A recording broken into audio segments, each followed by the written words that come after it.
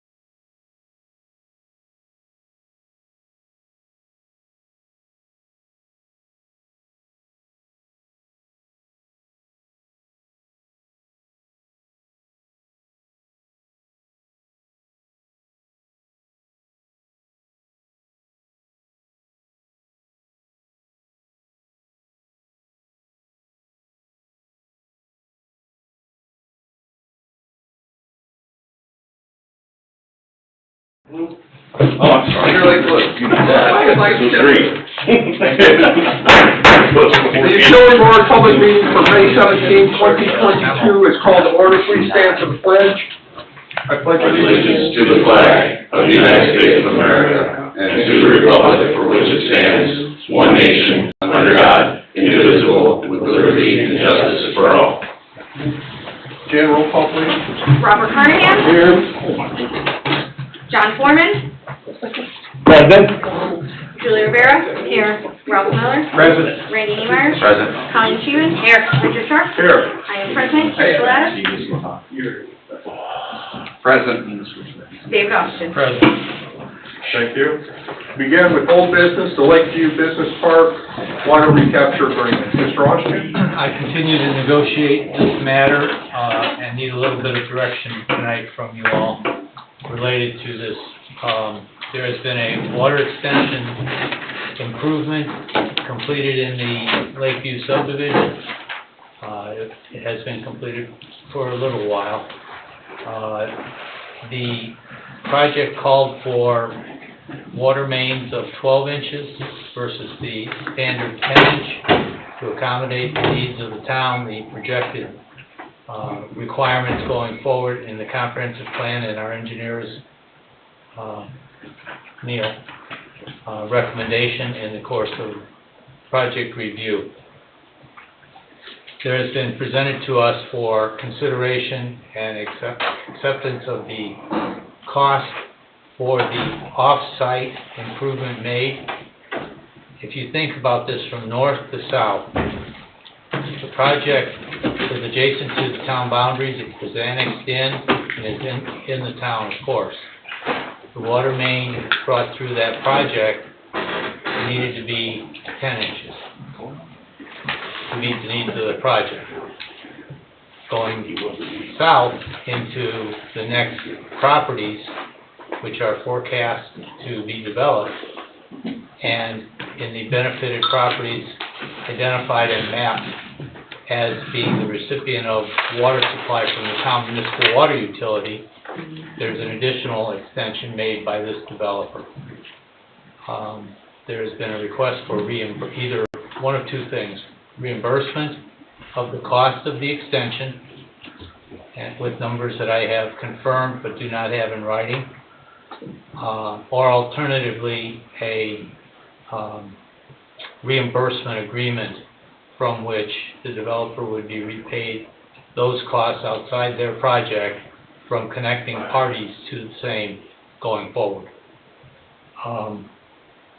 So, one additional factor, Indiana law changed. If we were talking about law in the state for a long period of time, I can say we probably wouldn't be having this discussion. It would have settled into a reimbursement-styled agreement. It would have used the criteria of Indiana Code 36-9-22, which has been in the books forever and which attorneys like me have drafted off of for a long period of time.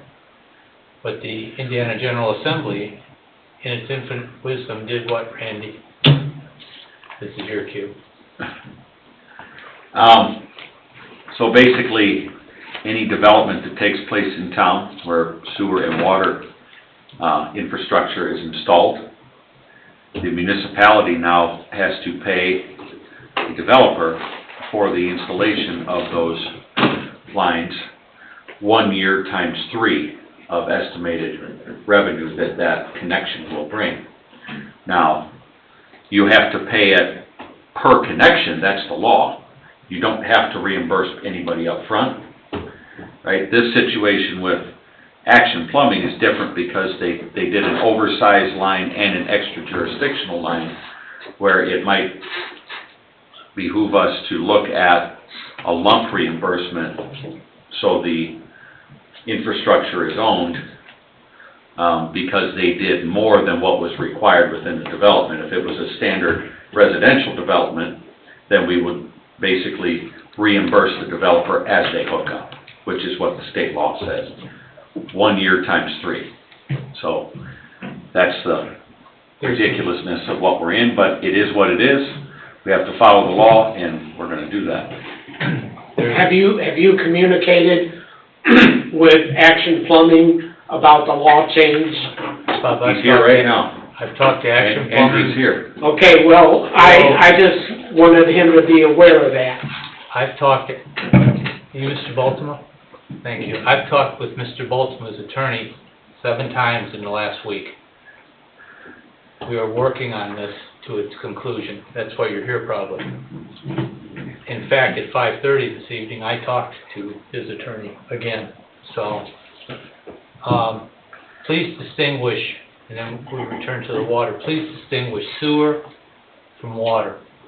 The Indiana Code has not been changed as it pertains to sewer under 36-9-22. They'll probably get to it, they'll probably grab it in and dragnet it, and we'll be stuck with water and sewer being the same. But it did not happen in this session of the General Assembly. But the water component did happen. And so the options are what I indicated. There's reimbursement style agreement for direction from you to draft and complete, or alternatively, lump payment. And that law was active as of April 1st. Yes. It was a March 31st. One additional Statute. thing, among the phone calls and negotiating I've been doing, Bob, Sue Hayes is in town. She's back from the mountain. God bless you. Thank you. She's back from the mountain, wherever she was with her mom. And she confirmed and reminded me that about 3 weeks ago, we had a power working group teleconference with Chris Janock, Sue Hayes, Randy. Rick, were you part of that? I don't think I was part of that. Chris. And we were counseled by Chris Janock that we could expend funds, if you chose the lump sum route, out of the town system development charges currently being held. Now, remember, we are about to receive, sometime in the next 6 weeks, I estimate between the 2nd and 3rd week of July, we'll get an order of the commission on our rate petition, which has been litigated for, I don't know, a year and a half, a long time.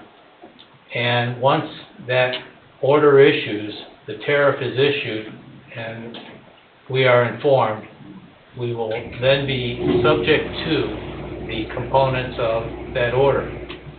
We will not be permitted to use the funds out of that system development charge fund without permission of the IURC, with communication to the OUCC.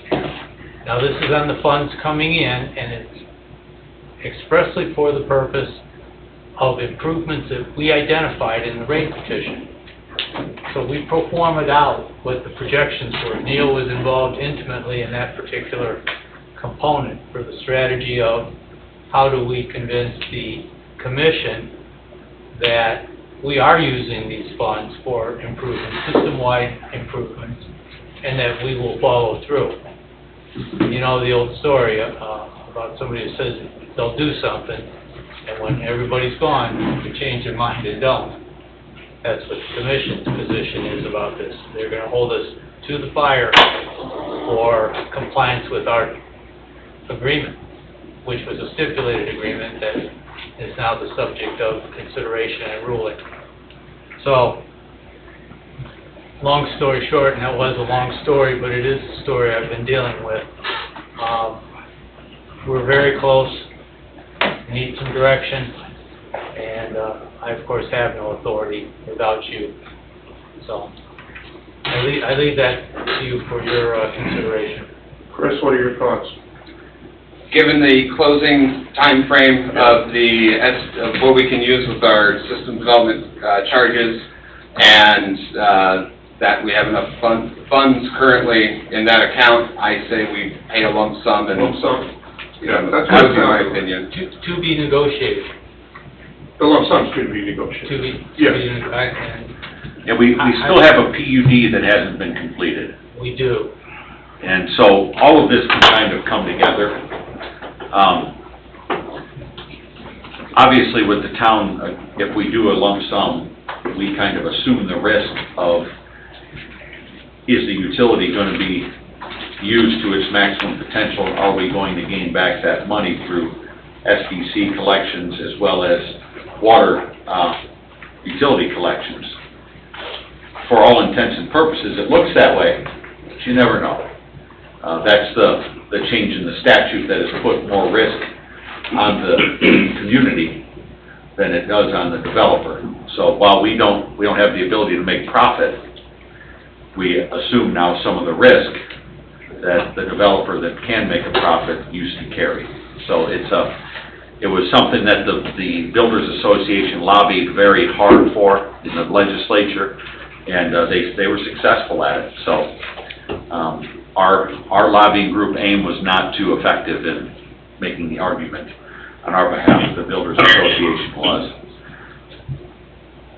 So that it is what it is. I agree with Chris that let's get this thing cleaned up. Mr. Baltima has been extremely willing and patient and done everything he said he would do, and gone above and beyond in this case. So the piece of infrastructure put in is top quality and will serve the community for a long time along that 41 corridor. It's a vital piece for us.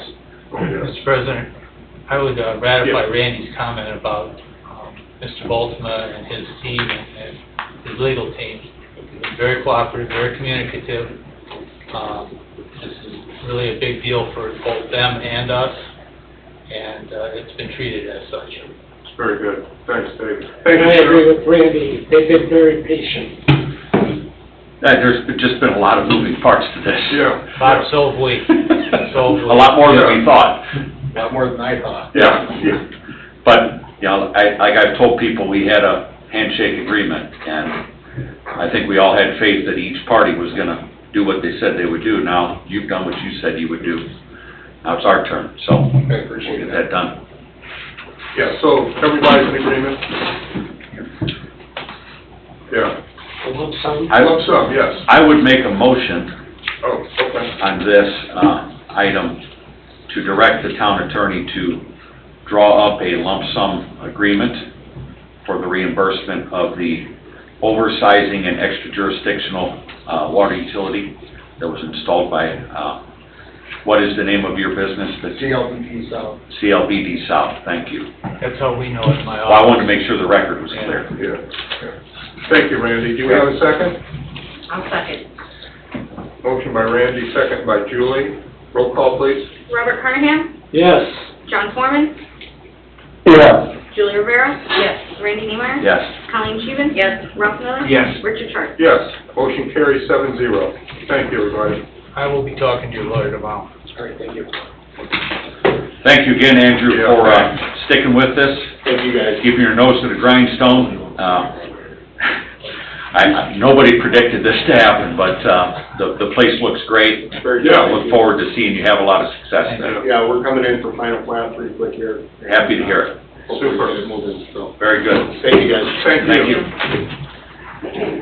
Okay, we move to new business, approval of minutes from April 19th, 2022. Motion to accept and waive the reading of those minutes.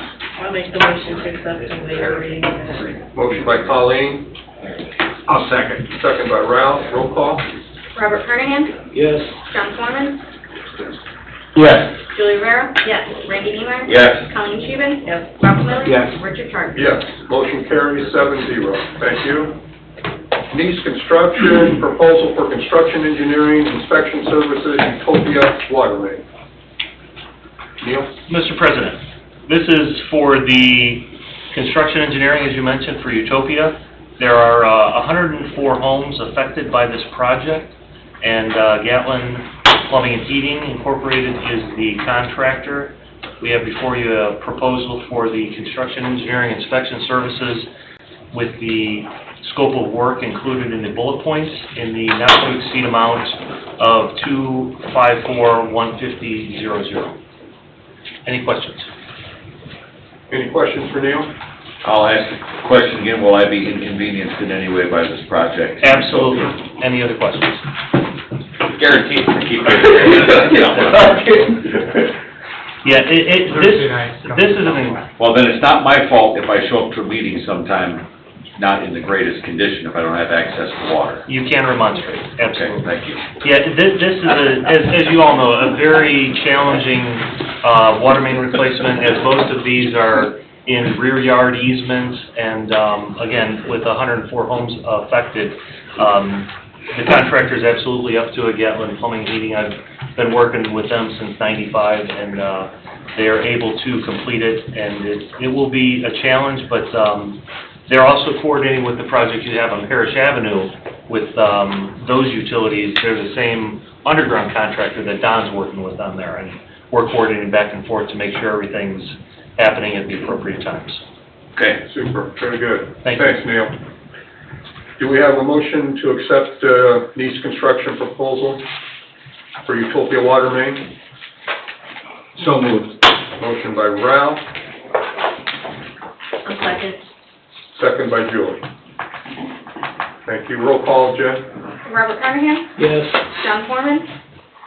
Yeah. Julie Rivera? Yes. Randy Neemeyer? Yes. Colleen Scheven? Yes. Ralph Miller? Yes. Richard Sharp? Yes. Motion carries 7-0. Thank you. Thank you. Number 3, ratify JMOB action and approve additional funds in the amount of approximately $250,000. Chris? So I have that, the updated number, the approximate is now, $293,003.50. Thought maybe you found something. Had to throw in a couple of quarters there. Yeah, those little people. The overall project. Agreed. Agreed. The overall project that was approved at the JMOB meeting unanimously 4-0 is $2,586,007. So that's where the 50 cents comes at, because it's split 50-50. The total amount that Cedar Lake will be participating at is $1,293,003.50. And that'll come out of Fund 633 Wastewater Treatment Plant Special Fund, and there's more than enough funds for that Okay. project. Thanks, Chris. Do we have a motion to approve the JMOB action and approve the additional funds? So moved. Thank you, Randy. Motion by Randy, I'll second. second by Julie. Roll call, Jen? Robert Carnahan? Yes. John Foreman? Yes. Julie Rivera? Yes. Randy Neemeyer? Yes. Colleen Scheven? Yes. Ralph Miller? Yes. Richard Sharp? Yes, motion carries 7-0. We move on to number 4, the written report, fund report by Clerk Treasurer Jennifer Sandberg. Board members, the cash and expenditure reports were sent out to you all on Friday. Really, at this time, I have nothing new for you. Thank you, Jen. Anybody have any questions? No questions. We move to consultants and staff reports. Engineer, Neese Engineering. Neil again? Thank you, Mr. President. Westside Sanitary Sewer Interceptor update. Construction has begun. They're proceeding with their submittal of additional shop drawings. Right now, we're doing a lot of coordination with the 3 major property owners associated with this interceptor and the 8 along Morse, south of 159th, and CSX as well. And I'll coordinate with Chris, because as the town is the agreement holder with our CSX permit, the contractor is not allowed to coordinate the inspections and flaggers with CSX. So that's going to be something we'll need to do. We do have an account with them that we set up with the original application for the agreement. So I'll coordinate with that, Chris and Tim. The Westside Sanitary Sewer Interceptor Project 2, design's proceeding. I actually met with a representative of the Health Department today that got us our last information for the septics to make sure that we are providing sufficient separation between our new sewer and those septics. And their coordination's been very much appreciated. And we're on schedule, as discussed at the most recent meetings. Following property acquisition, we'll submit our IDEM permit and then proceed with bidding later in the year with award, probably in the early portions of 2023, beginning essentially 1 year following Project 1 of the Westside Interceptor. Could you tell me who staked out the stakes out there on that property? That was, the contractor's surveyor. And they didn't notify the property owners? Yeah, Bob, I reviewed the, agreements for the acquisition of those, not only, temporary construction and permanent easements, and I didn't see that notification was required, but I did contact, Mr. Burley, yesterday and today. We're kind of playing phone tag right now, and we're trying to work out an agreement with some of the, property owners of acquiring the trees that are being taken down. So, we're gonna make sure that they are aware of it, regardless of whether it's required or not. It's a good practice in being a good neighbor. Yeah, the gentleman that farms the Jones parcel is also concerned about this as well, Yeah. so we're trying to get him some solid information on, when things will start, where he can plant, not plant, you know, trying not to waste seed and fertilizer because it's extremely expensive. Yeah, it's a waste of resources, and frankly, nobody wants that. And following our conversation on the phone last week, Friday, I think, I sent over what we have, and, please feel free to give my contact information out to them, so Okay. they're up to date with everything. All right, thank you. Thank you. East Side Sanitary Sewer Interceptor, they are proceeding with the lining and the manhole rehabilitation, and that's generally being held, taken care of by staff, because frankly, it's more of coordinating with lift station operations and, those types of inspections that you just don't need to pay an engineer for, so your staff's handling that quite well, and, they should be commended. Same thing on the SSES. I talked with, Tony Thursday last week at our utility board, staff level committee meeting, and he's proceeding with those, meter installations and providing us with that data on our FTP site, so we can review that, once they get it, and, proceed with that. Any other questions? Thank you, Neil. Any questions? Questions? Yes. This is my favorite part, the question and answer with Neil. Water tower. Yes. I'm getting questions from citizens. When is the dirt gonna start to move? When's the construction starting? We have received back the, signed contracts. We're waiting for review of the bonds and insurance, and once they have satisfied the requirements of the specification manual for, all of the bonds and insurance, we will send those contracts through Chris's office for, Rick to sign and Jen to attest. And then as soon as that's completed, we will receive the shop drawings from Caldwell Tanks, and then those will be approved, coordination with, AES, who's your soil, subconsultant, and Dixon Engineering, who's reviewing the details of the tank manufacture and completion of the fabrication of that, and then we'll get an updated schedule. My understanding is, based on where we're at right now with materials and supply chains, is we could be between 17 and 22 weeks out From today? from when the shop drawings are approved. Oh. So we still need to receive those back. Now, the manufacturer did tell me that those times are coming down, but how quick they'll go. Where does that put us on the calendar then? More than likely, the foundation will begin in July, which I'll coordinate with Tim and his staff regarding the site work that needs to be completed, removing items that are out there on the site where the tank is going to go. And then once the foundation's complete and the materials are delivered, the erection of the tower can begin, which, given that 17 to 22 weeks, I would imagine that's probably in the September to October range to begin the actual fabrication of the tower. So then once the fabrication starts, what's the timeline for completion? I will wait to receive the schedule from Caldwell Tanks to know how long that's going to be a process for the erection and after the fabrication, once the erection is completed. And then we have to do weld testing on the entirety of the tower, and then they can blast and paint and then put it in service. And then, once the tower is complete, what happens to the park? That park equipment can be moved to the south end of that site where the tower was originally planned to go. Okay. Those are questions I'm getting from people. Yeah. And people wanna know when this activity's gonna start and then what's gonna happen with that little community park there. I think it's pretty important that we keep that area for kids to play, so. It is, and the actual footprint of the tower is relatively small relative to that narrow east-west, but quite long north-south parcel. And that location of the tower is the second location that we had agreed upon that was slightly shifted, correct? Slightly shifted to the north, you are absolutely correct, yes. Those were my questions. Okay, thank you, Mr. Randy. Chairman. Thank you. Thank you, Neil. I have, who's gonna move the park equipment? Well, I was gonna volunteer you, but, Tim I'll do graciously, there you go, all right, we got a volunteer.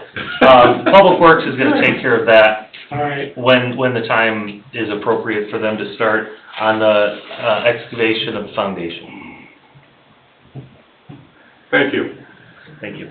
Director of Operations and Maintenance report. On the manhole rehabilitation part that Neil was discussing, that is complete. They came out and did it, last Monday, Tuesday, Wednesday evenings. Everything went well. We did save money on one of those drop-down pipes that we thought we needed when they got in there to install it.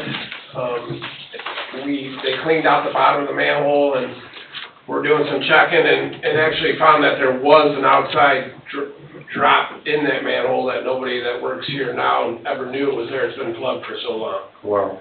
So it was existing, it was there, it's like a T, so when it gets clogged, it just continues and splashes in, which kind of caused the manhole to to dilapidate, but nobody even knew that it was there, so it's all cleaned out and functioning properly. The manhole's relined and fixed, and everything is good, so it was kind of crazy that we found that after the fact, but it wasn't on anything that we had, and the camera, like when they did everything, it just went right over the drop, and we never knew it was there, so kind of crazy, so.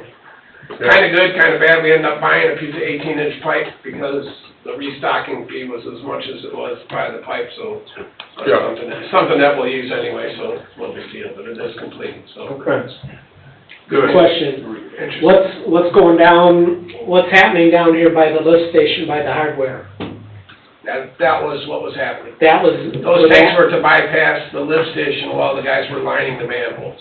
Okay, So they pumped the sewage into those tanks while they were in there lining the manhole to give them an hour or two without any flow, so that stuff can be put in and dried, and then they let that stuff drain back into the lift station. And so that was something that Tony and Kyle did. They lined up the tanks and got our pump, and we did that bypassing part in-house to save, the 10 grand. Yeah, we saved like 10 grand, so Great. it's good. Great. Worked out good. Any other questions for Tim? Okay, thanks, Tim. Thank you. Town attorney report, I David? reported earlier to you about the IURC, and we're waiting on their orders. Thank you, Dick. You're on there, do you want to be on here? What am I on here for? Maybe it's an extension from last It was an time. extension, it failed to be removed from the last The agenda. last one, remember? Well, I appreciate being on, you want me to take the floor? You do not have to, no, don't feel obligated, please don't feel obligated. I mean, I can go on about a lot of things. also. Really? Yeah. Okay, I shouldn't have asked that, should I, Chris? You told me that. Let's save it for the end. You can bypass. Anything else? Thank But you. I appreciate it. Chris, JMOB, has that been taken care of? I just texted the town manager of Lowell, told him we approved it, he said thank you. Okay, very good, thank you. Any public comment? Public comment? Mr. President, I just want to piggyback on what Tim said. Your entire public works staff, coordinating with Spectra Tech and In Situ Forum, you guys don't see the day-to-day on that, and frankly, what they're able to do is very much appreciated, because it saves me time, and they're able to find things, and And saves us money, right? it saves, the 10 grand right there, but it should not go unnoticed that the impression your staff's made on not only the contractors, but myself, so, very well done. Okay, thanks Thank again. you, Tim. Any public comment on the, There are no hands raised okay, online. seeing none, this meeting is adjourned. The next meeting is Tuesday.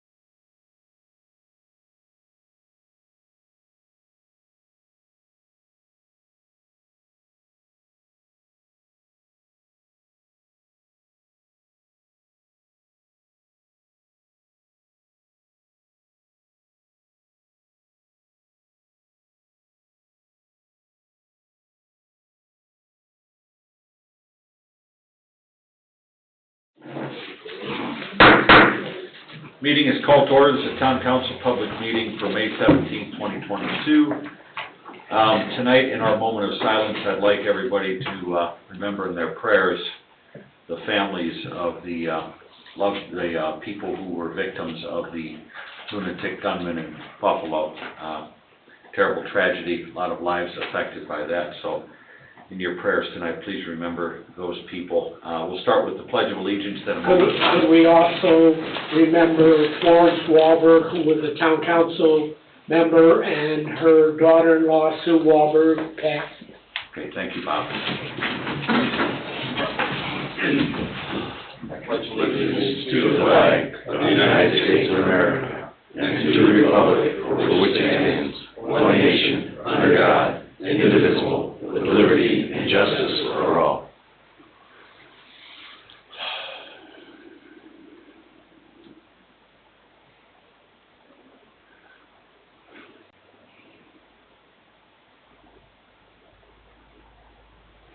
Thank you.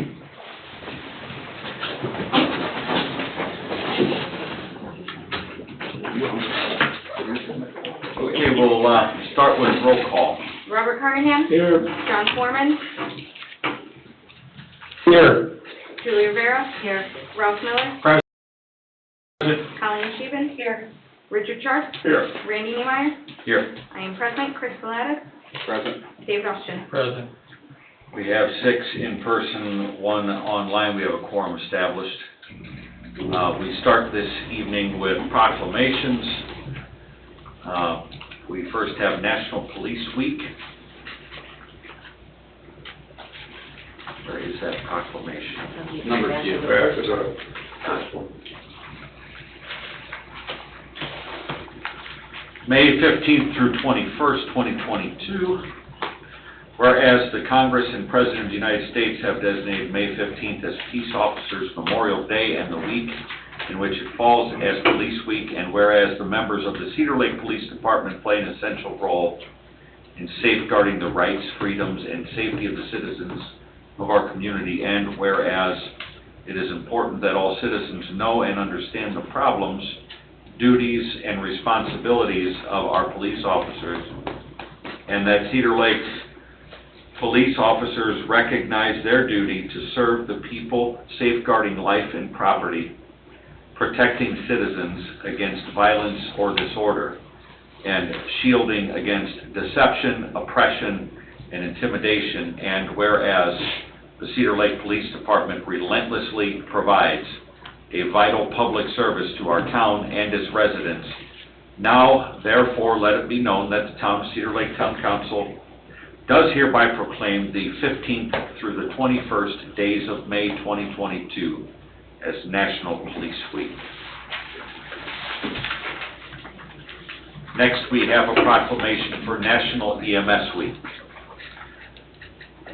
May 15th through 21st, 2022. Whereas the President of the United States has designated May 15th through May 21st, 2022 as Emergency Medical Services Week. And whereas the members of the Cedar Lake Fire Department play an essential role in safeguarding the health of the citizens of our community.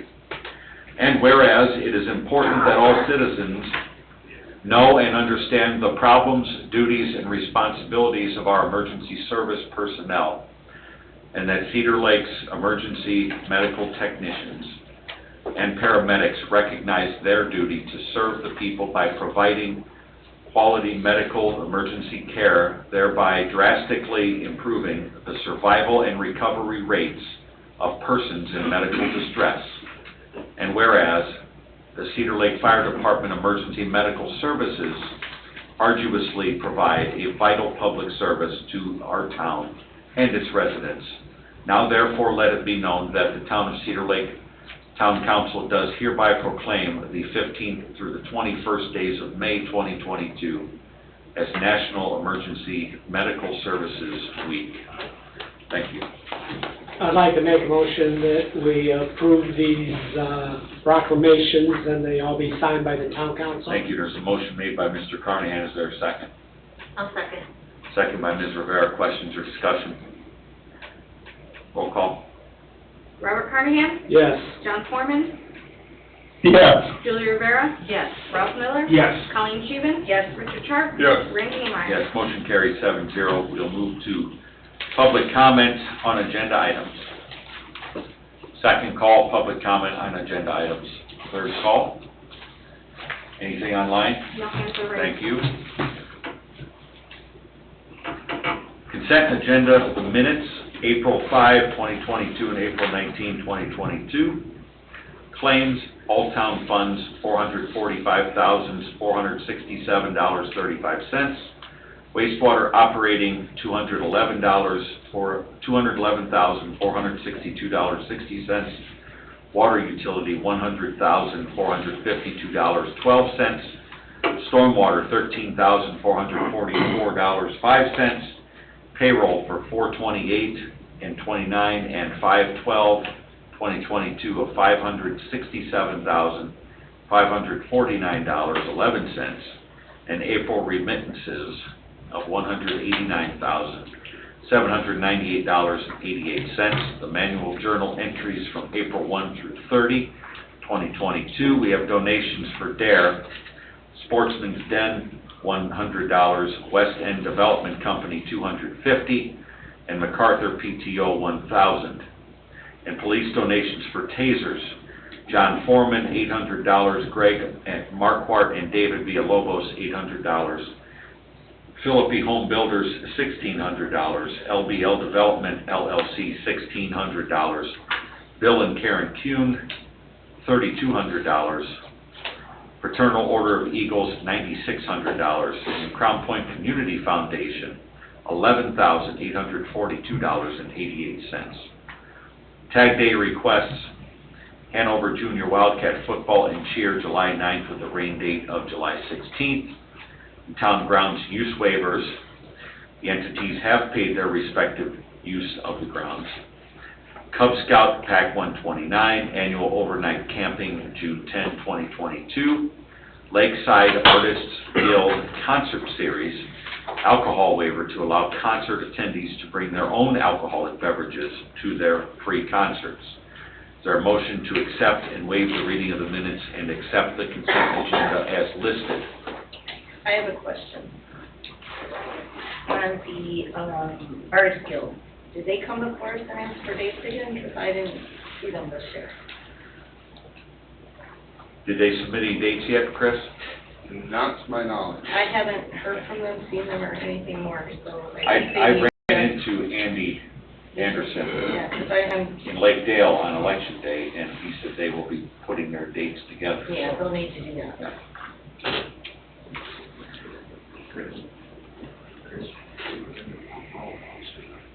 Is there a motion to accept and waive the reading of minutes, accept the consent agenda as listed? So moved. Motion by Mr. Sharp, is there a second? Second. Second by Mr. Foreman. Any other questions or discussion? Roll call. Robert Carnahan? Yes. John Foreman? Yes. Julie Rivera? Yes. Ralph Miller? Yes. Colleen Scheven? Yes. Richard Sharp? Yes. Randy Engmeyer? Yes. Carry 7-0. Ordinances and resolutions. We have, number one, ordinance 1412, voluntary annexation.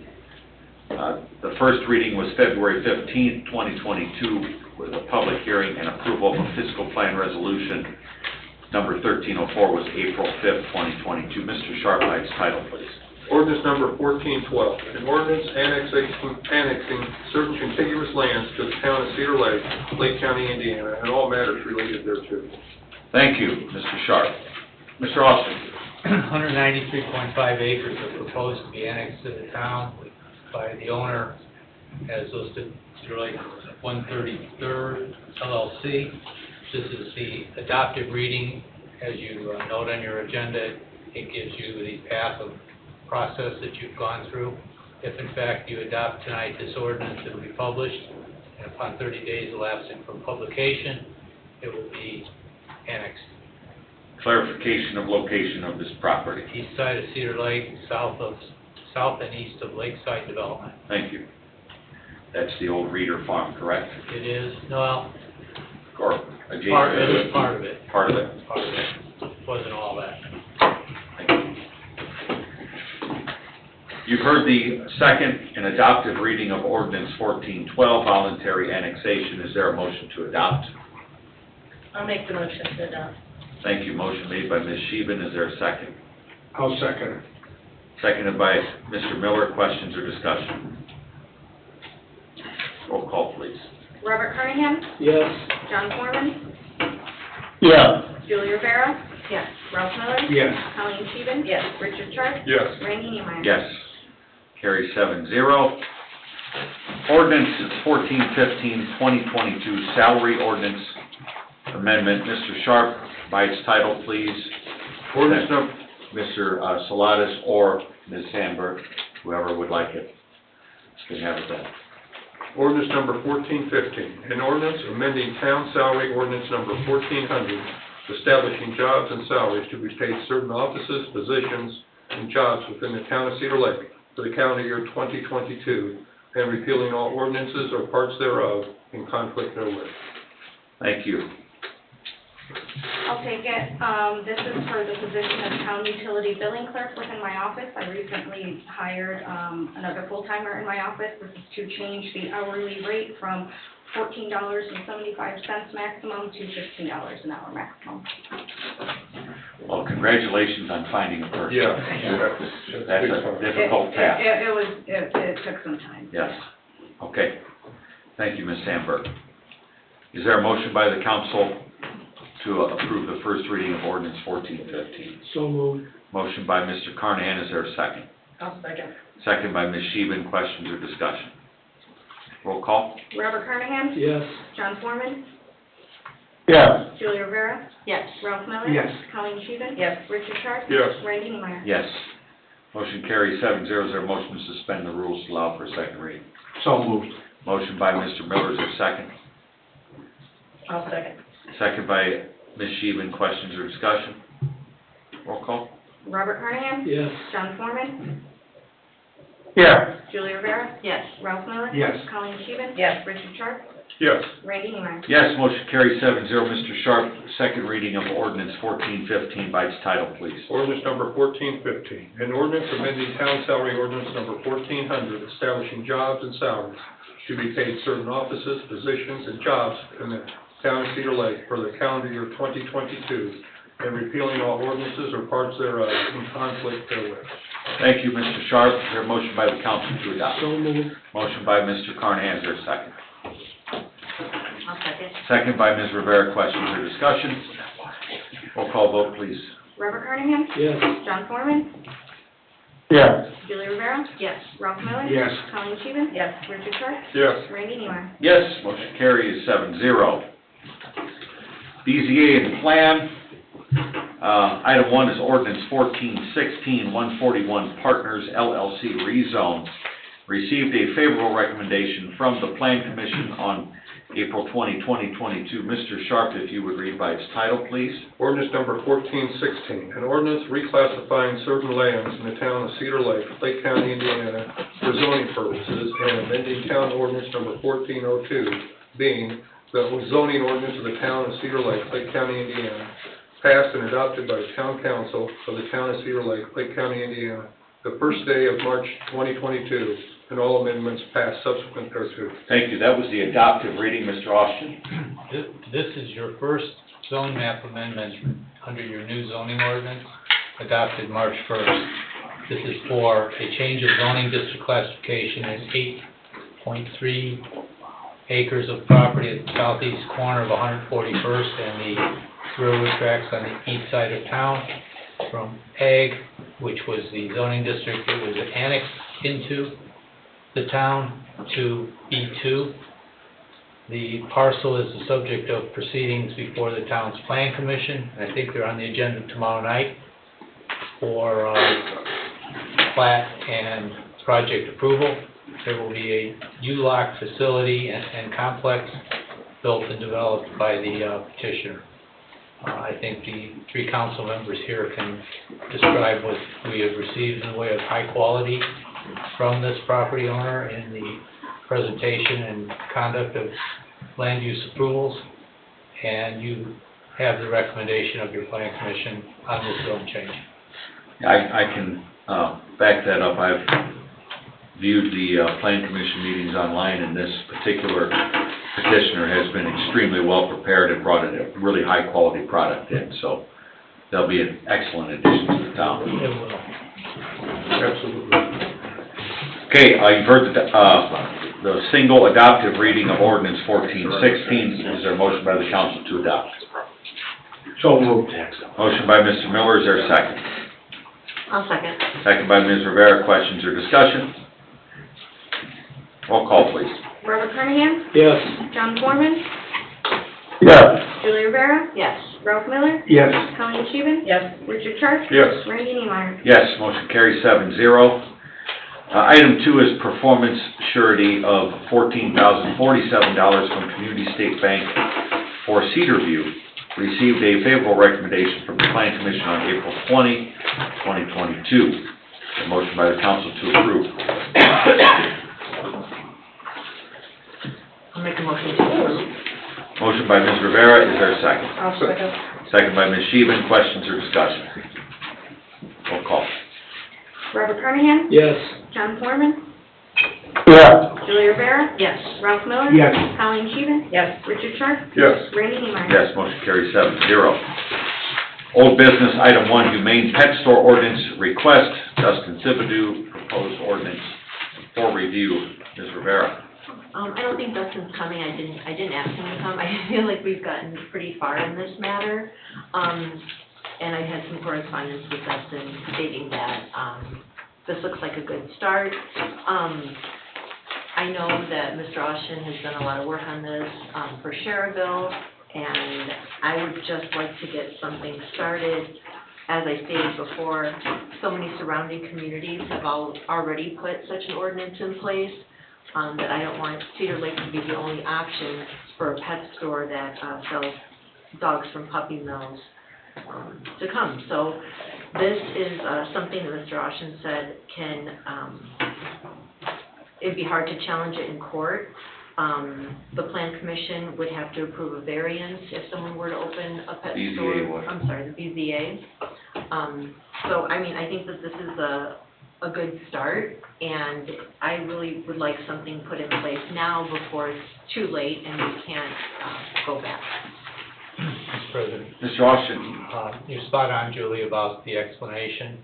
The reason it's here tonight before you, without just giving direction to that the statute contemplates, the Plan Commission may direct the Town Council, may direct the Plan Commission to notice and conduct a public hearing and return to you a recommendation of approval or disapproval on the proposed ordinance.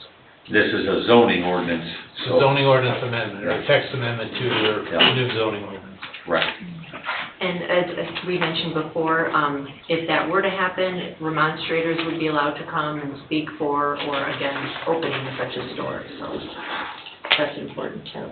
Have you reviewed the ordinance that's in front of us, and are there certain things that need to be considered or changed or defined in your estimation?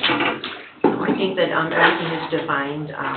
The fact that a shop can open and have animals that are up for adoption, like an animal shelter. So if there's space for an animal shelter that has rescue animals, that would be an exception, correct?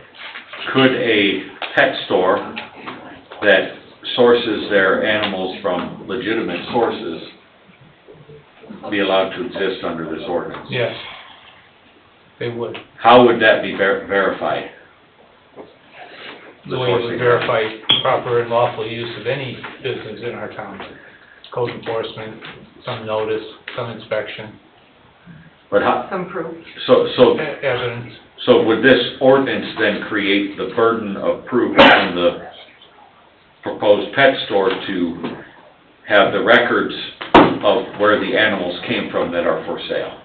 The answer is no, as contemplated by this ordinance, but the police powers that you are vested with by the Indiana Code permit you to examine and explore whether those types of information pieces are available or not. I think we all know that we, as many municipalities, kind of lack in that follow through. So I want to make sure that we're clear as we can be, because I don't want to see us limit legitimate stores from being able to conduct commerce freely. The ordinance is clear, the definitions are well stated, we think. You will note in your zoning ordinance, there are 30 pages of definitions. There's a lot of clarity given to enforcement by inclusion of definition, conditions, or terms, or use activities within that body, the entirety of the body. Okay. Now, does it mean there can't be a challenge, or that somebody won't scoff law? Absolutely not. You can't stop that just by adopting a piece of legislation. And there are a lot of reputable breeders who are backyard breeders, but they do an excellent job with housing and raising animals and preparing them for sale. So that's another thing, a little at-home business that people run that should be allowed to exist as well. Right, this doesn't affect at-home breeders or going into someone's private property. You know, Pet Mill's defined as large-scale commercial breeding facility. And it's in the ordinance. Well, I can say that there are pet mills that operate out of people's houses though, too. Would you call them large-scale if it's at a person's They house? don't have to be large scale, in my opinion, to be a pet mill. In this ordinance, it says large-scale. Okay. Just asking questions. And I would think if it's in someone's house and they have a large amount of animals, that would kind of be a public health concern as well. Well, if you go out into, Completely. We represented a community that once had to go into a house with 50 cats in it. That would meet the definition of large scale. There's also an ordinance against that. And the ordinance clearly states you're only allowed to have 3 dogs at this particular time, but Oh, wow. I know a lot of people. This would be complementary to that. okay. My questions are answered, so are we looking for some direction to you to Plan commit, or the town council needs to make kick this to the plan some commission? action by motion, second, and a vote. Send this to the plan commission to notice a public hearing, conduct it, and return you a recommendation. Okay. You are the decision-making body. Is there a motion by the council to direct that a plan commission public hearing be commenced to consider the humane pet store ordinance amendment to the zoning ordinance? Is there a motion by the council? I'll make a motion. As you Motion said. by Ms. Rivera, is there a second? Second. Second by Mr. Sharp, questions or discussion? One discussion item, Julie, if you could make sure that you are involved in making sure the documents in front of the plan commission are what you want for the public hearing, and then what comes back to the council is prepared and ready. Thank you. Any other questions or discussion? Roll call. Robert Carnahan? Yes. John Foreman? Yeah. Julie Rivera? Yes. Ralph Miller? Yes. Colleen Scheven? Yes. Richard Sharp? Yes. Randy Neemeyer? Yes, motion carries 7-0. New business, item 1, use of town promotion funds in the amount of $1,000 for giveaways at the Independence Day Parade. Pretty self-explanatory. Motion to approve. So moved. Motion by Mr. Sharp, Second. second by Mr. Carnahan. Questions or discussion? That better be some good candy. Frisbees and candy. There you go. Okay. We have motion and second. Any other questions or discussion? Roll call. Robert Carnahan? Yes. John Foreman? Yeah. Julie Rivera? Yes. Ralph Miller? Yes. Colleen Scheven? Yes. Richard Sharp? Yes. Randy Neemeyer? Yes, motion carries 7-0. Item 2 is ratify approval of using park impact fee funds in the amount of $29,250 for blue rubber mulch at various parks to recycled rubber products. Received a favorable recommendation from the park board on April 28, 2022. Motion. So moved. Motion by Mr. Carnahan, second. I'll second. Second by Ms. Scheven. Questions or discussion? Roll call. Robert Carnahan? Yes. John Foreman? Yeah. Julie Rivera? Yes. Ralph Miller? Yes. Colleen Scheven? Yes. Richard Sharp? Yes. Randy Neemeyer? Yes, motion carries 7-0. Item 3, ratify approval of using park impact fee funds to pay for playground equipment at various parks in the amount of $58,000 to New Toys. Is there a motion? I'll make the motion to approve. Motion by Ms. Sheehan, is there a second? I'll second it. Second by Mr. Miller, questions or discussion? Mr. President, Ms. Sandberg? if I could, the proposal is actually for $58,800. Thank you. Let the record reflect. Motion concurrence? Yes. Yes. Thank you. Any other questions or discussion? Roll call. Robert Carnahan? Yes. John Foreman? Yeah. Julie Rivera? Yes. Ralph Miller? Yes. Colleen Scheven? Yes. Richard Sharp? Yes. Randy Neiman? Yes, motion carries 7-0. Item 4, clubhouse use, Joe's Hope. This request was at our last meeting about a month ago. Have we looked at the dates, Chris? The first Thursday of the month in the evening times would be available. I believe because the initial conversation started with, we're gonna do one day and then possibly scale it up to 3, or 2 days, sorry, the first and third Thursday. We can certainly, start blocking that off if that's the case for the third Thursday. Can we have Roger come up and explain again? You absolutely can. Could you go over with us, Roger, kind of the scope of what you're doing, times? Thank you. First of all, I want to say, I don't really appreciate all this other business before me. Well, we apologize, Roger, we would have made the meeting about you, but, I thought everything was about. there was other things to consider tonight, so thanks for your patience. I only have one other copy. Chief, can I give this to you? Can I get one? You want one? Yeah. Got any cash? No. Alright. Thanks, guys. Thanks for letting me come up again. Thank you, Roger. So, I don't know if you want me to get into the whole thing, but I think most importantly, in my opinion, thank you. Congratulations on the proclamation, being the chief. You know, I'm living proof that, you know, you guys do your job. I live. Simple as that. Amen. So, thank you. Purpose, to create awareness of the effects of addiction, mental illness, criminality in the families of our community, to have resources immediately available to be solution-minded, to advocate in the courts for treatment versus incarceration, create a sustainable action plan to meet the pandemic, in my opinion, where it is to create a safe space to talk and to share, and to end up, in the end in mind, to move closer to a drug-free Cedar Lake.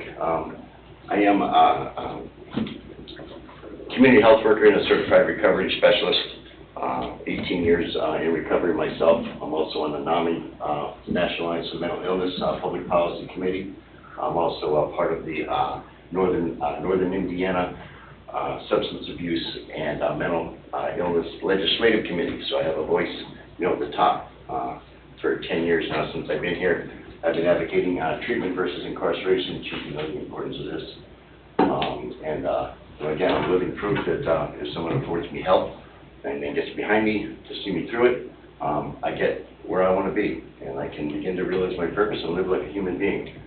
So attendees would be anybody who might have a family member, loved one, friend, or significant other who might be struggling in the area of addiction and/or co-occurring disorders, which simply means a mental health issue, whether it be ADHD, PTSD, whatever it could be, seasonal affective disorder, any of those things combined with an addiction to a drug or alcohol substance use addiction.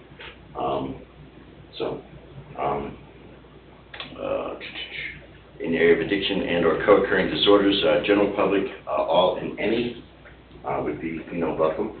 Okay. I expect on most meetings to have our own LCSW licensed clinical social worker on hand, because I believe, and Chief, again, I keep going to you, if we can have the resources available, if I'm freaking out or I'm having a breakdown or a crisis or whatever it is, I can't wait. So to be able to have somebody there that doesn't have to, I don't know, maybe go through leaps and bounds and a pile of paperwork and things like that, just to have the help there, you know, when the crisis arises. You know, I can't put up a crisis.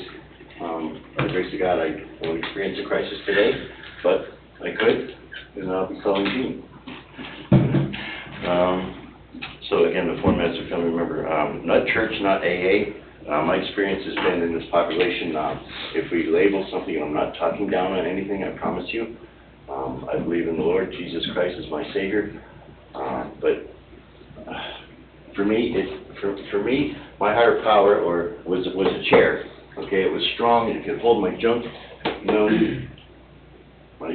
could put it on the chair because I could feel it, I could touch it, I couldn't wrap my mind, I couldn't wrap my head around, the idea of a loving Father that was gonna, have my back in spite of myself, So it had to be something that I could feel, touch, and I said, wow, and I literally used a chair, metaphorically took my stuff and put it on the chair. I thought, wow, I feel better. That chair became Jesus. Okay, that's not my aim to convert anybody, but it will be known that for me, that's what worked. But if we label something, church or AA, there's a population that won't go just because of that. They're trying to ram this down my throat, or they're trying to do this, they're trying to do that, they're trying to do this. It's been my experience. I work with a lot of people here in the community who simply won't go just because of that. And I'm going to get around that. I promise you. All right, time requested 6:30 to 8, and that's, there's flexibility in there, whatever might work for you guys, possibly a bit longer, if needed to be determined, okay? Days requesting, I'd like to start with the first Thursday of the month. Thank you for remembering, and Julie, thank you for remembering too. First Thursday of the month would expect to grow first and third of the month, and then again to be determined. It looks like, was it Garth? Build it and they'll come. Is that Garth? That was Field of Dreams. The Field of Dreams. Is that what it was? Yeah. Wait, close. Garth Brooks and Same Kevin year? Costner, yeah. No, Garth Brooks. Wayne's World. Oh, Wayne and Garth. Yeah. So was it Wayne's World, Julie, or was it? They both did it. They both did it. Yeah, but it was, As Johnny, he was at the Field of Dreams, so. Oh, yeah. yeah, stop there. Let me see, I think I went over pretty much, group name is Turn It Over, Joe's Hope. Joe's Hope came to be, I did my, they call it a lead, you do a story at a recovery place or wherever. I did a lead down at Heartland Recovery, and, April, you met her at the last session, at the last month. Her brother died of alcoholism about a month and a half ago. I did my lead, and my lead is just another fancy word for my story, testimony, whatever you want to call it. And she said, my brother sent me to you. So she feels in her heart that her brother somehow connected us, He's been pushing for her to get help, and she went to end her life. I was tagged on a post. Simple as that. It happens a lot here. Happens a lot. So I took it on. Got with her, introduced her to another woman, because I believe men with men, women with women in this population, just for obvious reasons.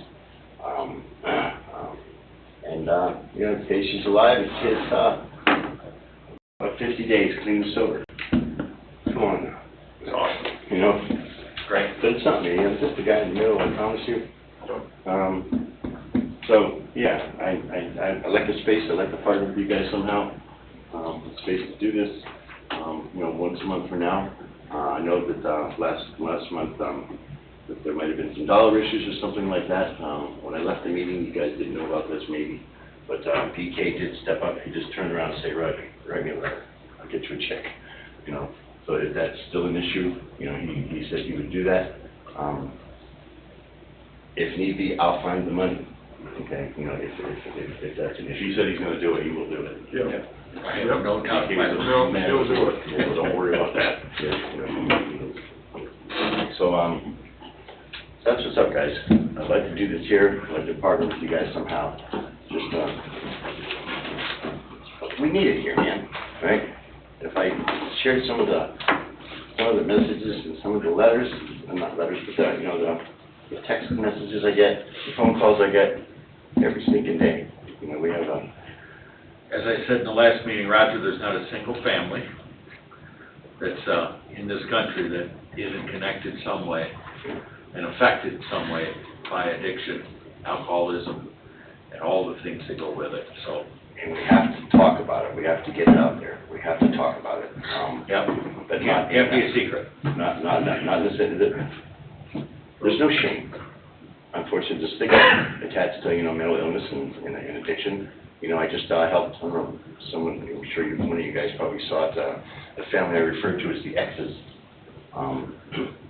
Serious heroin.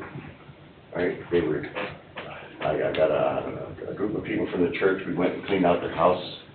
Put their whole house basically in a dumpster. I'm not even kidding you. All right. I got the kids connected with the school over here to arrange for different transportation, different pickup locations. They're back. They're like 40-some days clean, the two of them. Kids are back in the house. The freaking house is clean. I was over there yesterday. I hired the one, Hobby X, to work and do some work for me. And so we can do this. You're telling me we can do this. Roger, I'd like to make a couple comments. Okay. Okay, I know that you know me and all of that. I used to run diversion programs for the county when I was a probation officer. I was all up north and all that stuff, some stuff out here in Cedar Lake. I was the director of the Boys and Girls Club for over 20 years. This has really been weighing on me. We changed the things here. It was costing the town, the taxpayers, over $1,000 a month at the clubhouse because we were giving it away so many times. Your program, I love it to death. I think we need to take it to the next level. Okay? We need to bring it up a little bit. We need to get you involved with maybe the community, a Crown Point Community Foundation, who can help you with, paying the rent. Maybe Legacy, something like that can help you with pay the rent. You've got BK on board, we can get the Eagles on board, all of that. I have a hard time of not charging the rent, because if you go back and look at our thing today, we approved, the Cub Scouts, they're paying rent to come here. Everybody's paying the rent. We need to help you get the money to be able to pay the rent. We were able to get you where you can be in the not-for-profit slot, which is lower. That way, I don't feel that I can vote for you to have it for free, to take the taxpayers' money. Ralph, what is that fee structure for non-for-profit? I believe it's $50. Per use? Yeah. Yeah. $53.50 for free, so if it goes twice, it would be $100 a month. And there's already a benefactor that said that they would do it, so. Should I pay in advance? No. No. We're not looking for that. No. It's just that unfortunately we changed an ordinance, and that's why I brought it up. And thank you for doing that, Colleen, because. We did. Yeah. Well, I just no. wanted to make you aware, because it was something that has changed. No, and thank you for doing that, because people like you keep me accountable, and you're doing your job, and so that's Yeah, tough. I mean, Great. it's not opposed to what you're doing not at even, all. I did not take it that way at all. I said, thank you. And I mean. Roger, this has been weighing on me the last, Okay. since you were here. Well, let's drop it. Yeah. All right, and I'll pay for it. So, I want to throw in my 2 cents, though. Yeah. cash, So- because I need it. It's 2 cents off the price, right there. Okay, so my thinking of this is, of course, I love that the Eagles offered to pay for this, but I have a hard time with other charities, funding this when they can be using their money for other things, and I feel like we could easily donate one night a month. Hear me out. This is not something that you charge dues for. This is not something that it's just for, Girl Scouts, Boy Scouts, mommy groups. It's for the whole community. And I think what you do is it's a deterrent to crime. It's a deterrent to families splitting up, you know, overdoses. If we have the money, I would love to have like a social service department, but we're not quite there yet. We're not big enough yet. So, you know, when we have other charities, and I'm going to donate to this charity, there's other ways that they could be spending their money, and I just feel like this is a unique situation, and I'd like to make a motion to donate one night a month. Let's just start with that. We have a motion on the floor from Julie to waive the fees for one Thursday per month. Is that the correct motion? Yes. Is there a second to that motion? Is there a second? And also, just a note, it wouldn't be a charity paying for it, it would be Bill Kuhn. Oh, I'm sorry, I thought it was the Eagles. No, that's. BK himself. But that's what the Eagles do, they raise money. I would like to second Julie's motion. There's a second by Mr. Foreman. Questions or discussion? One discussion, I'm still a big supporter of us making sure that we charge for our town facilities. But this, to me, is a public health type of activity. AA groups that meet in churches, that meet in community centers, NA groups, most of them don't pay anything to access that because it is a public service and public health. It's different, as Julie said, from a Cub Scout troop that collects fees to help pay for their activities. So I support your approach on this because I do think it's unique. And it's something that, as you presented, will help to hopefully reduce crime, reduce tragedies in families. It's such a, we just saw it in Buffalo, right? We don't know all the history of the young man, but there's obvious mental health issues that were not addressed. We know that And it affects a lot of lives. We know that trauma is a leading contributor to the onset of mental illness, and this population that I work with, their lives are nothing but trauma, drama, trauma, trauma, trauma. So that's my comment. I wanted to just offer a comment of support for the unique nature of this, and that we can definitely still stand by our ordinance, in my opinion, because of how unique this is. Chief Wilkie? Mr. President, I'd like to make a statement, and that is, drug overdoses in our community typically don't pay for ambulance bills. So the town is already committed to writing off a lot of money in the future, in the past, to overdose situations. Right? So let's eliminate those. And yes, and that's what I'm saying, in support of what you're doing, this could eventually help the actual overall cost.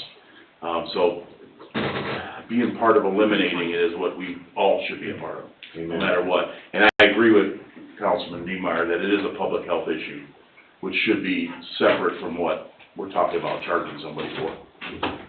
Yeah, and that's a good point. What's a typical ambulance run cost? $750, $800.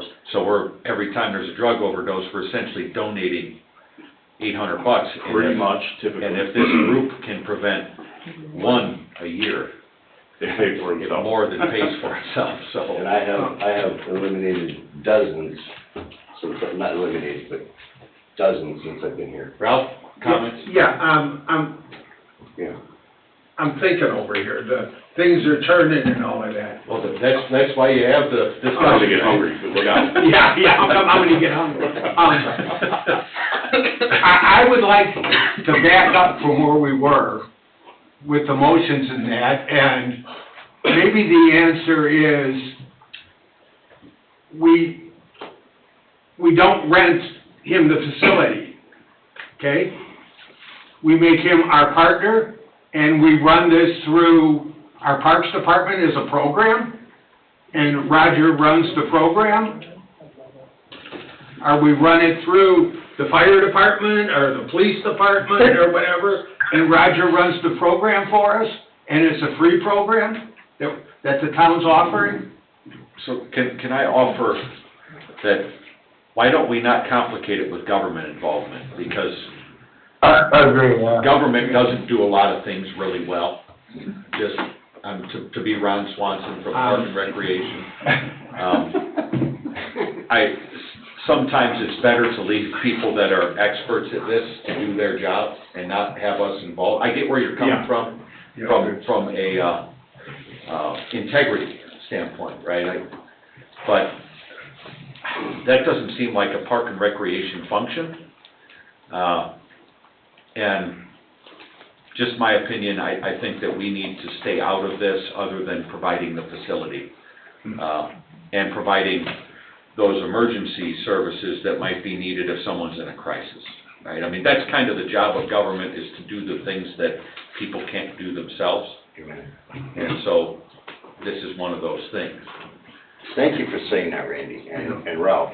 I love you, man. Yeah. Like you said, we go back years. Yeah, Okay. it's, I'm trying to think, I just don't want to overcomplicate Yeah. this Yeah, and muddy the waters, because it's got to get started. He hasn't even had his first meeting yet.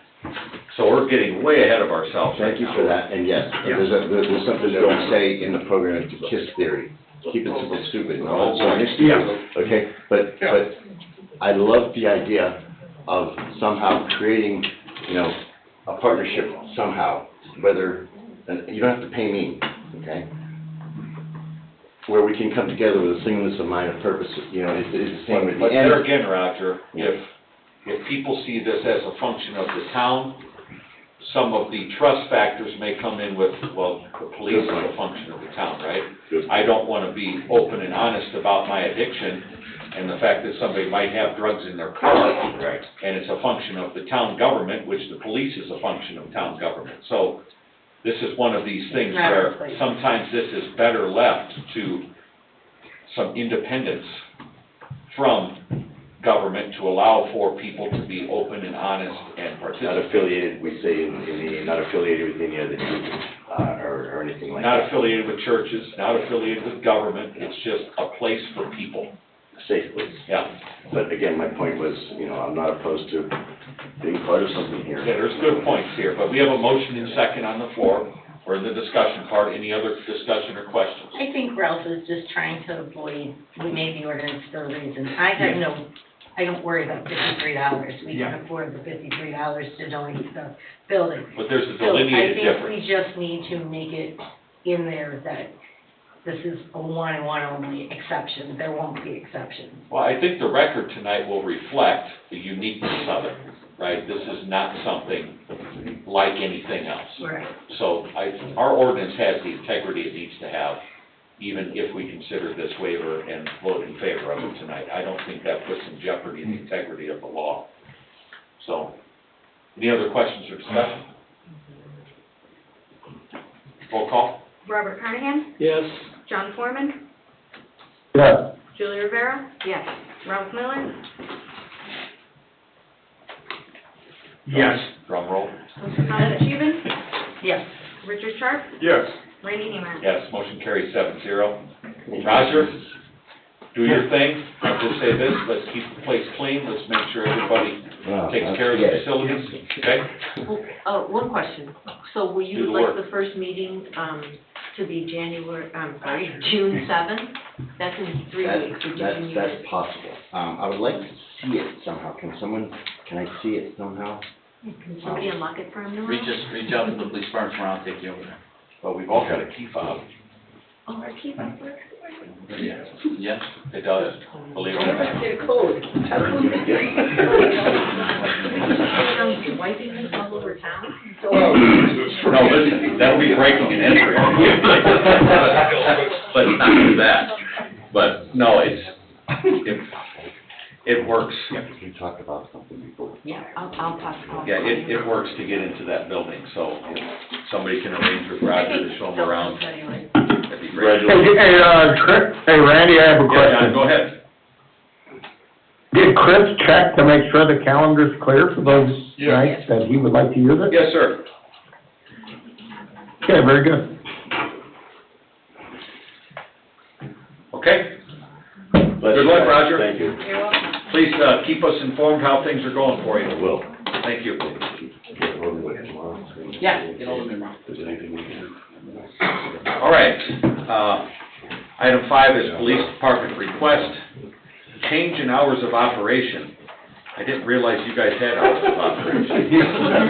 This is the first time, is this a 9 to 5 department now? Yeah, we're going 9 to 5. Just, No, just the chief. Favorable The recommendation. Oh, 9 to 5 chief. Are you gonna smack Council, as you can recall, last year we changed our hours of operation for the front window on Saturdays to once a month.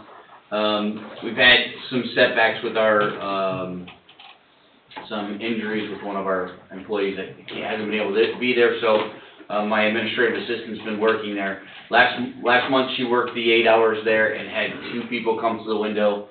This month, she worked there, she had 1 person come to the window for the entire 8 hours. So we've been having this conversation of 90% of everything we do now is online. People can access stuff that they need to online or come during regular business hours, Monday through Friday.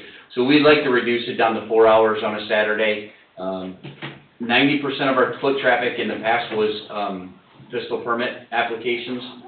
That's pretty much gonna be done. So we don't really have a need for it. People can buy accident reports online at buycrash.com now, which they're informed of right away. So, Okay. we'd like to just reduce it to 4 hours a month. Okay, we have a request and a favorable recommendation from the Board of Safety. Is there a motion to approve? Yeah, I'll make the motion to approve. Thank you. Motion by Ms. Sheehan, is there a second? Second. Second by Mr. Sharp. Questions or discussion? Roll call. Robert Carnahan? Yes. John Foreman? Yes. Julie Rivera? Yes. Ralph Miller? Yes. Colleen Sheehan? Yes. Richard Sharp? Yes. Randy Engmeyer? Yes, motion carries 7-0. Next item is Police Department request approval of emergency hire. Favorable recommendation from the Board of Safety, Chief Fisher. Council, we had one of our previous,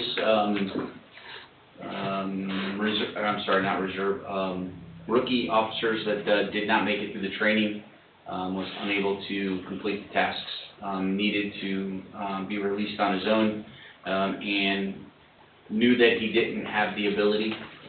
Came to me, we had a long discussion and asked if he could resign. He realized that that law enforcement wasn't for him. Okay. So we need to do an emergency hire to fill that position back with a certified officer if possible. Okay. So you have, 24 officers, but you're short 1, and this will give you back up to 24. Yes, sir. Thank you. We have a favorable recommendation from the Board of Safety, a request for emergency hires. Is there a motion by the council? So moved. Motion by Mr. Carnahan, is there a second? I'll second. Second by Ms. Sheehan. Questions or discussion? Roll call. Robert Carnahan? Yes. John Foreman? Yes. Julie Rivera? Yes. Ralph Miller? Yes. Colleen Sheehan? Yes. Richard Sharp? Yes. Randy Engmeyer? Yes, motion carries 7-0. Thank you. Thank you. Item 1, reports, town council. Mr. Carnahan, floor is yours. The Cedar Lake Chamber will be having a free kids fishing derby on the first Saturday in June from 8 to noon. First 100 kids that appear there will receive a free cane pole. And I understand hot dogs will be given to the kids, and Canona Ice will be there giving free ice and water and stuff away just for the kids. Thank you. Any other reports, Bob? That's it. Any other council reports? John? No, I'm good. Thank you. Anybody else? All right. Town attorney? None. Clerk treasurer? I have none at this time. Question. Yes, sir. When will we begin our committee meetings to start the budget process? The sooner the better. Well, we're looking for your leadership. Awesome. I will shoot out some dates. Very good. Yeah, let's get the town manager, our council committee, yourself, and whatever departments scheduled, as well as some time with our financial advisors so we can start to plug in what is bound to be some interesting numbers. If I remember correctly, because it's just now hitting in my brain, Chris and I, when did we meet with Corby? A couple weeks ago? About 2 weeks ago. And I believe at that time Corby also said he was working on a preliminary Okay. schedule, so I will call Corby tomorrow Yep. and Let's get something finagle it with on the him. books. And I'm gonna be campaigning all over Lake County, so I need to fill my calendar with stuff. Yes, sir, you got it. Don't forget to stop in my living room. Waited the whole time. I'm purposely skipping your neighborhood, but thank you. A little disappointed. Welcome to the club, chief. I'm an expert at it. Town manager. So we've had, piggybacking on the Chamber of Commerce, we've had a busy month recently with 2 ribbon cuttings, Edgewater Health, where Congressman Frank Burban showed up, and then we've had JMA Architecture also open up. So we have our ribbon cutting delegation that seems to attend all of them, and I believe we'll have several more in the future coming through just from my participation and work on the Plan Commission and BZA. There's a lot of commercial interest here in Cedar Lake, and a fabulous time to be in town. Pops and Ladilla are going to be having one coming up in the near future. Oh, perfect. Ladillas has a drive-through now. Bob, do you just carry around big scissors in your vehicle now? No, Oh. Diane's in charge of them. Okay. We keep someone responsible in charge of the systems. The delegation is not in charge of those. Could you imagine if we had a 10-gallon? Chris, we have a ribbon cutting coming up next week as well. Correct. You want to talk about that a So little? I'm working on scheduling a groundbreaking for the sediment dewatering facility on Thursday at 4 o'clock. So that'd be the 26th, with a possible reception or reception if we have inclement weather here at the Town Council chambers for light refreshments after the ribbon cutting. It will be housed, or it will be taking place at the sediment dewatering facility, so the farm that we own, approximately Parish Avenue and 155th. There is currently there's a turn-on off of Parish just north of 155th that we'll use to park people. We had a staff meeting today where we went through some of the details. Fire department's being very generous, and we're going to have podium, tent, and several other things from their department. Public Works is going to help us set it up, and we'll start advertising that, getting some community leaders together, state reps, senators, commissioners, etc., inviting all the groups that have participated, and inviting the public to come see it. What time? 4 p.m. So, Colleen, I know you've been working, but if you want to get out early and be a part of it, same with you, Julie. Anybody who can. Thursday. The 26th. 26th, at what time? 4 p.m. 4 p.m. This is an opportunity for us to finally put a stamp on this thing, that it's actually happening, because there's a lot of people in the public that still think it's a joke. So, not a joke. not only is it happening, continuing on that same breath, is we are currently bidding the Phase 2, which is, so we awarded the contract for Phase 1, which is the construction of the sediment dewatering facility, which was awarded to Dyer Construction. We are currently soliciting bids for the second phase, which is the actual dredge contractor and the contractor that will lay the pipe, the slurry line. And those bids are due back somewhere between the 31st and June 2nd. We may be June 2nd because of the Memorial Day weekend. And then we'll know for sure who that contractor will be. But it is absolutely moving forward. Dyer Construction's chomping at the bit to get out there and start moving some dirt. And I think we're probably just as equally excited to get out there and start moving dirt. The whole lake won't be shut down. No, we'll have access to the lake throughout the project. I think everyone here probably knows the details of the project. There should be an article in the newspaper coming out in the Post-Tribune about this project that we had a small interview on site last week. And as part of this groundbreaking, we will also invite the newspapers back to come do an article as well. If they want to do an article, they're more than welcome to. They'll want to. I'm sure they will. It's only 30 years in the making. I will. So the next item is, we're back onto construction. So this Thursday, 6 o'clock here at the town hall, we are having a project meeting for the Parish Avenue Road Construction Project. You all have a legal paper in front of you that shows the project boundaries. All the numbered parcels are the individuals that were expressly sent letters. I believe code enforcement went out and put them on their doors to invite them to the project, because it will cause, similar to the Utopia project, it will cause an inconvenience for Randy Niemeyer and probably him only. What? Well, open up over there, guys, have a good time with this. You're all peace. So we've invited all the participants that will be directly inconvenienced. There are obviously some larger subdivisions that will have to navigate around it. But we just want to make sure that the public is informed as possible. They have opportunities to come ask questions to our engineers and to our contractors that will be running the project, so that way they know as much of the details as we have as possible. And that way, too, they have a contact for the on-site construction people in case there's something the morning of and they need to call the engineer to ask how they're going to exit. Things of that nature. We did one for the Hilltop Pavilion project. It went over very well. We had about 20 members of the public show up, so we're expecting probably a little more for this project. So, yes, and it'll also be Zoomed, and so there will be a Zoom invitation as well, because we've already had some members of the public request Zoom, and I believe also that Cliff is going to have it on YouTube once it's concluded.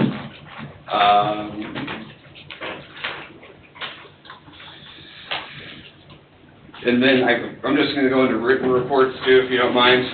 So I kind of covered part of Christopher Burke's, and then the building department, since I'm quasi-acting planning director, we've been very busy. We've approved, as of April 30th, 32 new homes with a valuation of $7.88 million. That's just for April? That's just for April. And so cumulatively, till the end of April, we've had 119 new construction with a value of $30.6 million. So we're on pace to match what we did last year. At the bottom, it's 165. Yeah, those are other permits though. Oh, okay. I just want to remind Statler and Waldorf over there that, I didn't say anything this time. Me neither. Can you we're see still who's our working on, protege? we're still working on nailing down the budget on that public safety facility. Can you tell who our protege is? Do that. Yeah, well, that's why they're doing this, because they know I'm leaving. Oh, we haven't said nothing all week. Go ahead, Chris, I'm sorry. I believe that concludes my report. You like me on folks? Okay, next we have Director of Operations. That's right. We did get if you guys noticed around the Lakeshore Drive project, they did do the HIP repairs on the places that Christopher Burke found to be failing. They milled and repaired. Got a couple bumps when you go in and out of them. They still got to finish striping them and fixing them, but it's all up to snuff now. So that was a good catch by Don and his guys to be on top of checking it and making sure that we got a good product. So. And covered by warranty, right? Yeah, that was all stuff that was, done for being on top of what we got, so that was good. Good? Yeah. The other thing, the infamous stormwater project there in Lynn's Way, we, Public Works finished grading up there, all those people's rear yards and filling them in with black dirt, and we're gonna be planting their grass seed hopefully tomorrow if we can get some, and that'll be wrapped up, so then people can put their fences back up. And I know there was a lot of people calling and complaining and wondering when it was gonna get done, but we finally got a little break from the weather and we were able to get in there and That's at Lynn's Way? get done in Lynn's Way. Good. Everybody seems to be pretty happy with what their end product is. They don't have any sinkholes. We've made all their backyards as good as we possibly could, and everybody seems to be fairly happy now. So, First time I ran for office in 800 feet of 2010, pipe, right? when that subdivision was brand new, there were sinkholes in the back, so. yeah, it's this been is a long time coming. Huge improvement. I believe that's the launch script. It's a nice thing to see, looking good, so. Then that was 800 feet of pipe, correct? Yep, a little bit over 800 feet, yeah.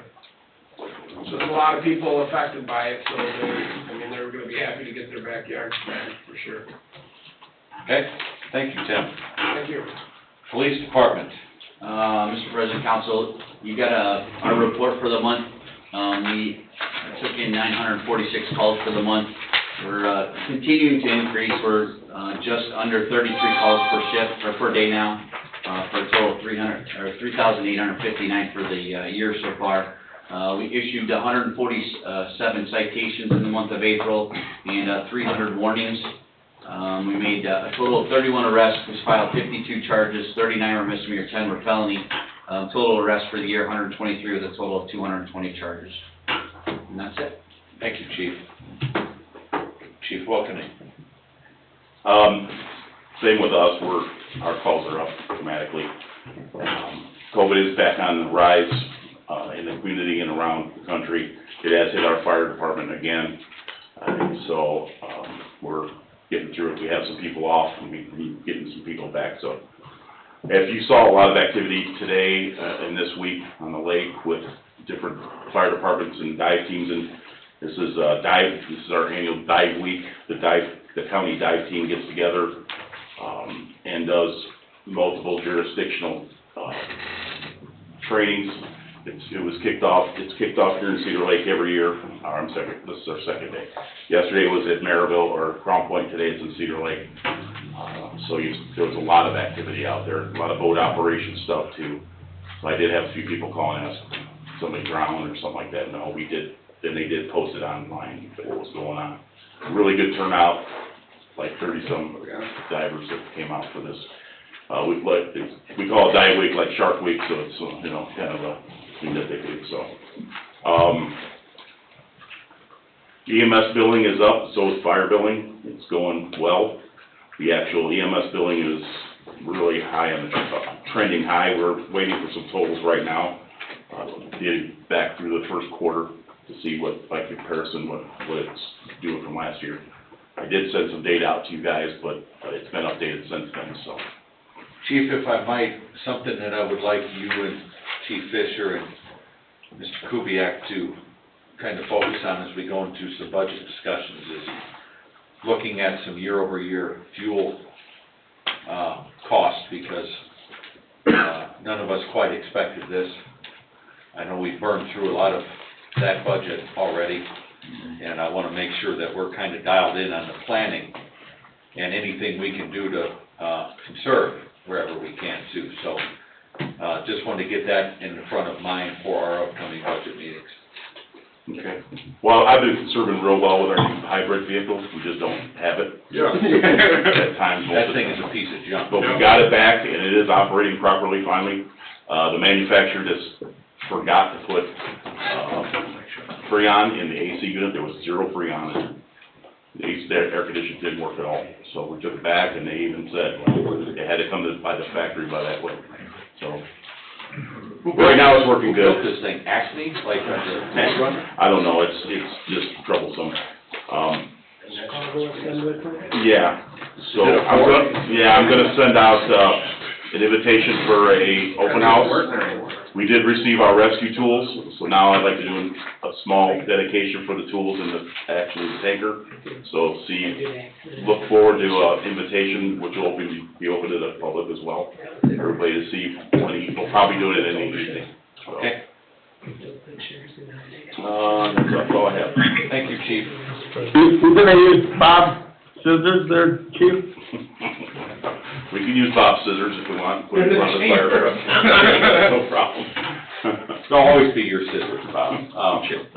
I overlooked one item. Would the council consider amending the agenda to add authorization to execute deed to Diamond Peak for 40 acres of town-owned property, which are being swapped with or exchanged with the town's 40-acre parcel? Is there a motion to amend the agenda, then you can present it. So I'll make the motion to amend the agenda. Thank you. Motion by Mr. Miller. Is there a second? I'll second. Second by Ms. Sheehan. Roll call. Robert Carnahan? Yes. John Foreman?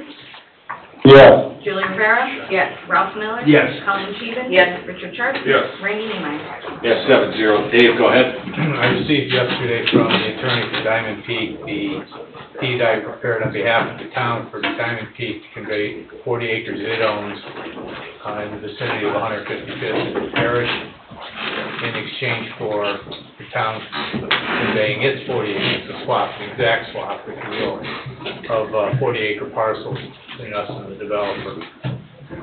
With your permission, the town council president's signature and attestation of the clerk, this deed can be signed and we can close this thing tomorrow. Okay, thank you. Question. You said we're gonna have 48 acres that we're gonna use, so we're using 8 of our own property and 40 of theirs? For the Yeah. dewatering facility. I don't know if it breaks out quite like that. The majority of it's gonna be on the land we currently own. And then there's probably close to 8 to 10 acres. It's a little cockeyed, just given the shape of the property, but that's close to accurate. Okay. But it's all our land once the swap is done. Yeah. Yeah, once the swap takes place, it's all ours. Yeah, that's correct, Bob, you're about right.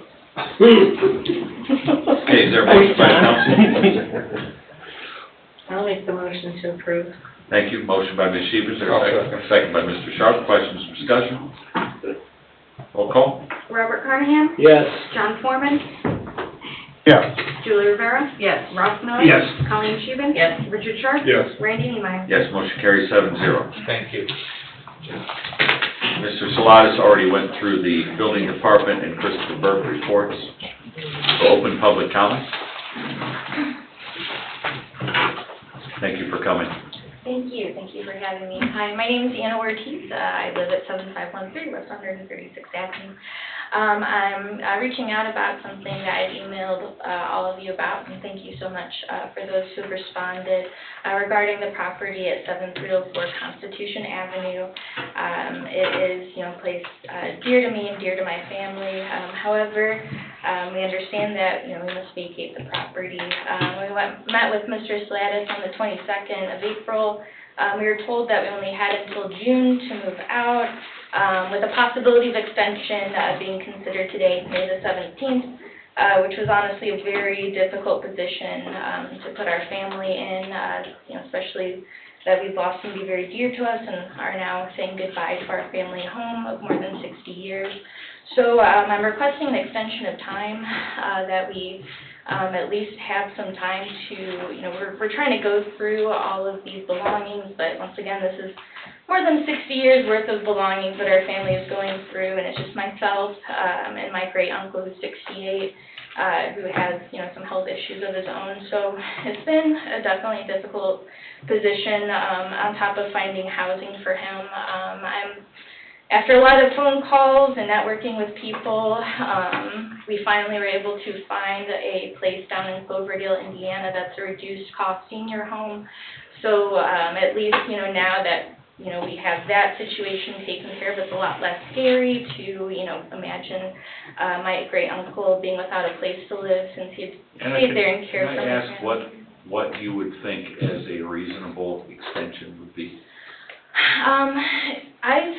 At least another, his move-in date is set in June, but there's still some things that we're going to have to, parse out, what can we fit in his little apartment, what I can take, our storage units, so, another, month would be really helpful. Given that this was part of a settlement agreement between the town and your family, this is something we will discuss in executive session because of the legal nature of it. So, sure.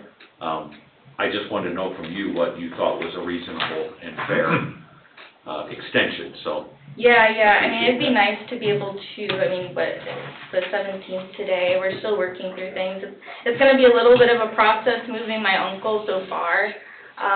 So that's just, been a huge take-up on our time. So, yeah, having through June, or even part of July, I know that it's gonna be a crazy time for the town, with Summerfest coming up. It'd be nice to have one last 4th of July there, but, yeah, just a month and a half would be really helpful. Okay. Thank you for that request. Thank you. Thank you. Public comment? Third call, public comment? Anything online, Jen? No hands are raised. There's a couple folks, but I don't see any hands raised. Okay. Our next town council meeting will be June 7th, 2022 at 7 p.m. The council will be reconvening in executive session as advertised. This meeting's adjourned. The three of us will be available.